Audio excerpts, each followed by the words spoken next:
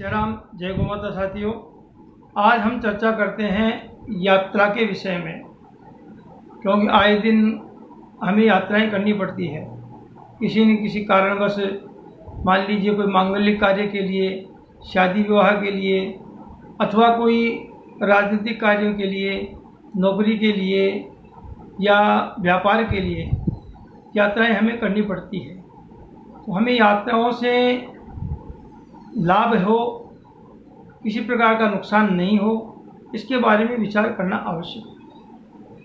समय देख करके हम यात्रा करेंगे तो हमें निश्चित फायदा होगा, नुकसान नहीं होगा। मान लीजिए कि हम पूर्व दिशा की यात्रा कर रहे हैं और पूर्व दिशा में कोई राहु का वास हो, योगिनी का वास हो, तो हमें नुकसान होगा। राहु का वास नुकसान करेगा, मृत्युदायक कष्ट देगा। योगिनी का अगर वास है तो नुकसान करेगा। इसलिए हमें यात्रा में मुहूर्त दे करके ही प्रस्थान करना चाहिए। सर्वप्रथम हम देखें चंद्रमा का वास। मेषे च सिंहे धनु पूर्व भागे। मान लीजिए मेष का चंद्रमा है, सिंह का चंद्रमा है, धनु राशि का चंद्रमा है। मेषे च सिंहे धनु पूर्व भागे, तो इसमें चंद्रमा का वास पूर्व दिशा में होगा। अब हमें पूर्व दिशा की यात्रा करना शुभ रहेगा,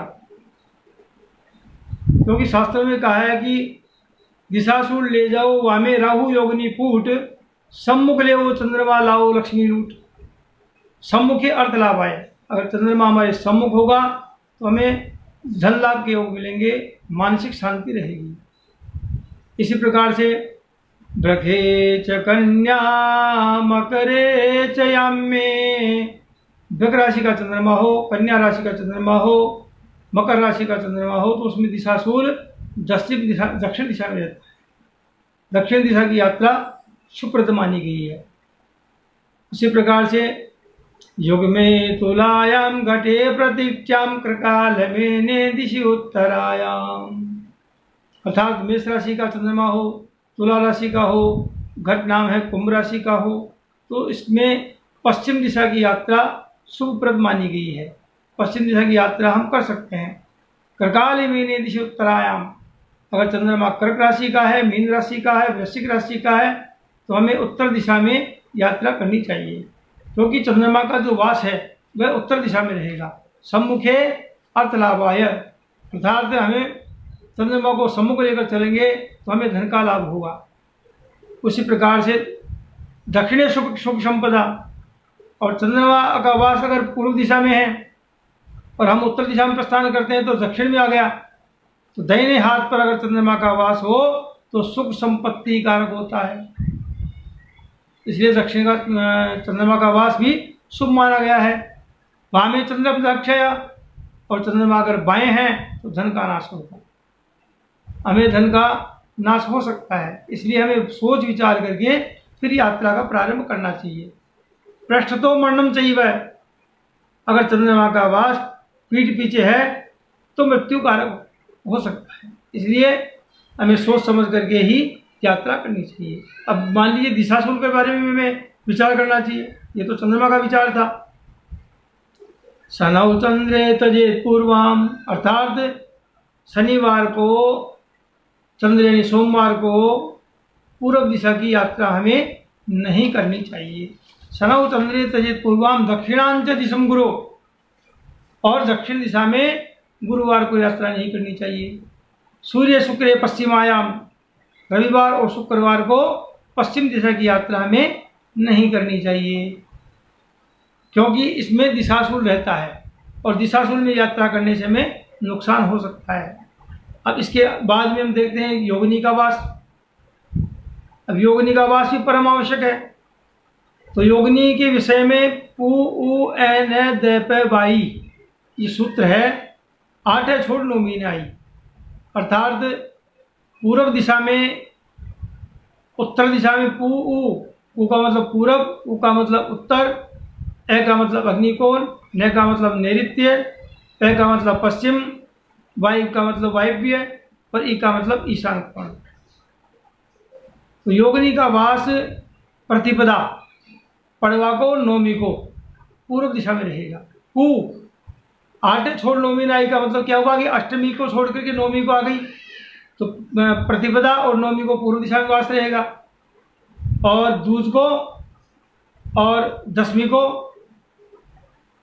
दूज और दशमी मतलब पूर्व दिशा, प्रतिपदा और नौमी, और तीज और 11 को अग्निकोण में,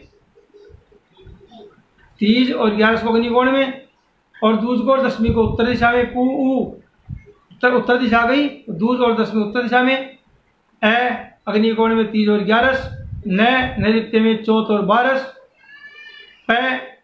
पंचमी और 13, वा षष्ठमी और 14, वा ईशान कोण में अष्टमी और मौस। 8 छोड़ नौमी ने आई, अर्थात अष्टमी को छोड़ करके नौमी को जो तिथि प्रारंभ होती है, पड़वा और नौमी को पूर्व दिशा में वास हो गया, तो योगिनी का वास पीठ पीछे रहना चाहिए।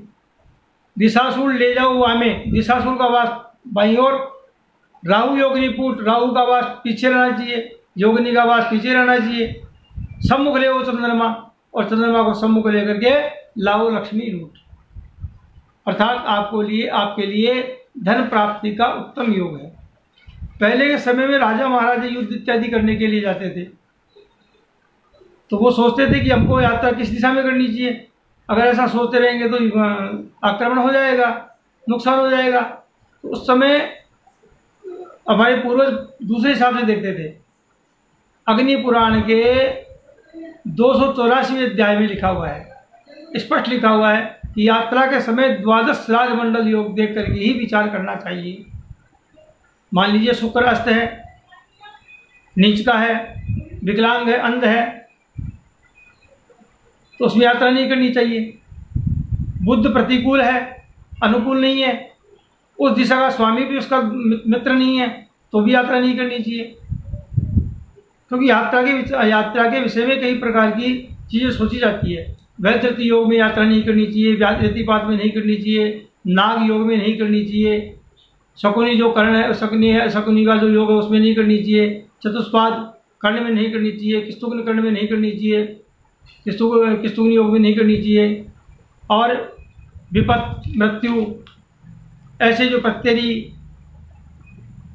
इनमें हमें यात्रा नहीं करनी। रिक्ता तिथि में यात्रा नहीं करनी चाहिए, रिक्ता तिथि की यात्रा नुकसानदायक है।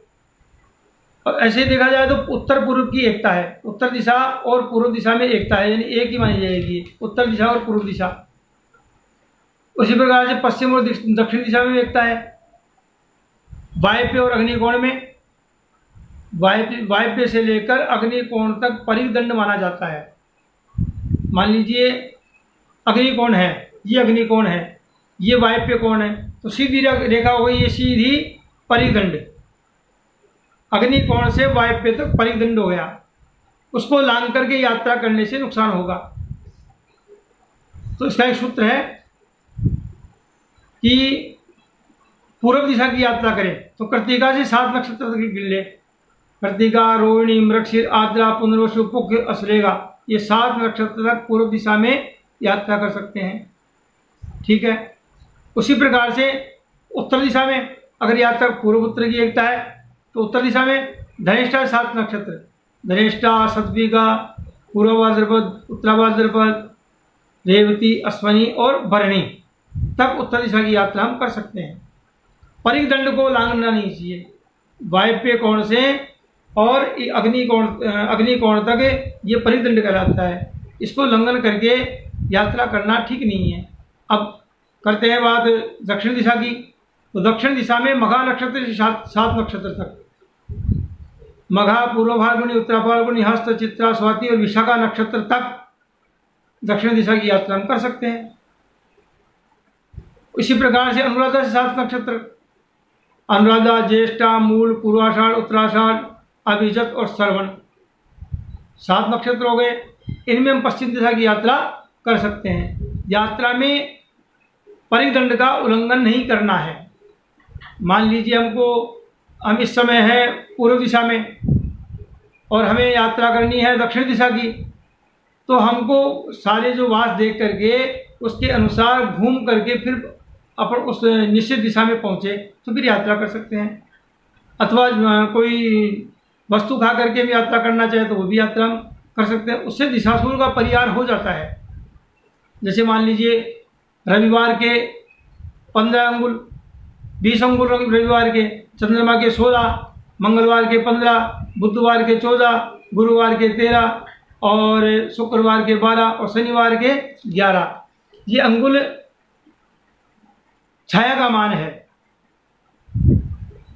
सूर्योदय के समय जो छाया का मान होता है अंगुल के हिसाब से, रविवार को 20 अंगुल छाया आने तक हम यात्रा या कोई भी कार्य करना चाहे कर सकते हैं। सोमवार को 16 अंगुल का प्रमाण है, मंगलवार को 15 अंगुल का है, बुधवार को 13 अंगुल का है, बुधवार को 14 अंगुल का है, गुरुवार को 13 का है, शुक्रवार को 12 का है, शनिवार को 11 अंगुल का प्रमाण है। रही दूसरी बात, इंद्रधनुष का उदय हो, मान लीजिए हम यात्रा करने के लिए तैयार हैं और इंद्रधनुष निकला हुआ है या निकल गया हो, तो उस समय हमको यात्रा नहीं करनी चाहिए। आप सभी से निवेदन है मेरा कि समय देख करके, यात्रा के मुहूर्त को देख करके फिर यात्रा करें। आपको उत्तम फल की प्राप्ति होगी, धन लाभ होगा, आपके घर में परिवार में मानसिक शांति मिलेगी और हर प्रकार से आयु आरोग्य की, मान प्रतिष्ठा और पद की प्राप्ति होगी। जय सिया राम, जय गौ माता।